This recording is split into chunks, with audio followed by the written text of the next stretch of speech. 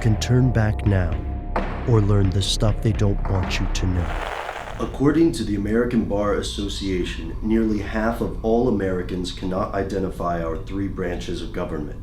83% of Americans never take a course in American history beyond high school, though that may not be such a bad thing given what they seem to be taught nowadays. That last part's in parentheses.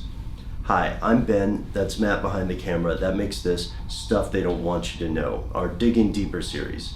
We're recording this the weekend before New Year's Eve. We wanted to squeeze in one last episode before we go on vacation. So if everything has gone according to plan and you're watching this, then boom, 2013. Hand clap for everybody, we made it. We wanted to recommend a book for you to set off our new series for this year, and that is American History Revised. 200 startling facts that never made it into the textbooks. And there's some startling stuff in here.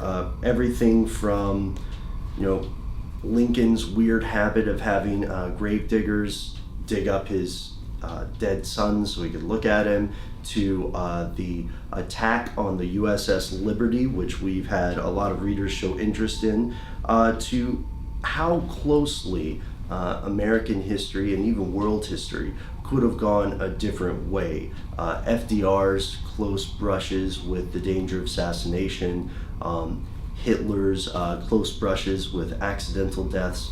There's a lot of stuff in this book that we think could be valuable for your time. And like Killing Hope, an earlier book that we mentioned, this is more of a reference work than it is something you would read straight through. And take that from me, because I did read it straight through, and maybe I should have skipped around like a reference work.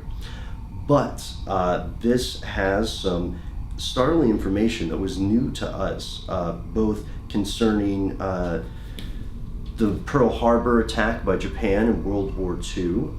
One theory about that's often batted around is that FDR knew in advance of this attack but waited because we needed an attack in order for the American public to get behind World War II.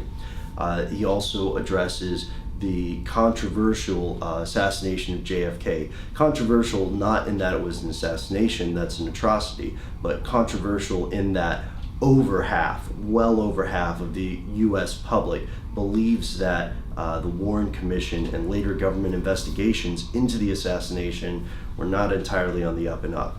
And I don't want to spoil it for you, but it does have some new to us information that we'd love to hear. The author is Seymour Morris Jr., Harvard-educated globetrotter, former very high in the corporate world. Let's just leave it at that. And when we were checking out this book, we thought this would be a great place to start for anybody who gets the suspicion that history is perhaps not the entirely straight line that our textbooks say it is.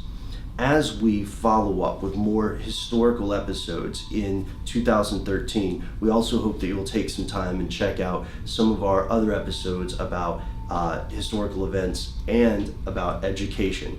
Most notably our episode on textbooks and how textbooks in one country and textbooks in the adjacent country can completely disagree on everything. I'm talking about, of course, Japan and China, or Korea and China, or Korea and Japan, pretty much every country in the Middle East. It is worth your time.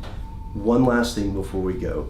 Matt and I are going to take some vacation. That we don't take vacations that often, but we said, heck, we're going to do it this year. So the next episode you're going to see on Friday is going to be a rerun of an episode we enjoyed. This is for all the people who are into GMO, genetically modified food conspiracy theories.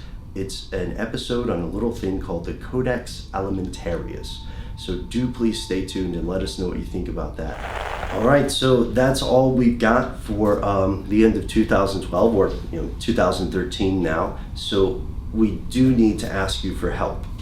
This is a listener-driven show, and we thrive off listener suggestions for topics. So if you have some ideas of something you'd like us to cover, in the future, whether it's next week, next month, or this time next year, please send us a Facebook message, drop us a line on Twitter, or if you're feeling old-fashioned, send us an email directly at conspiracy@discovery.com. Happy New Year. I don't know how to end this one.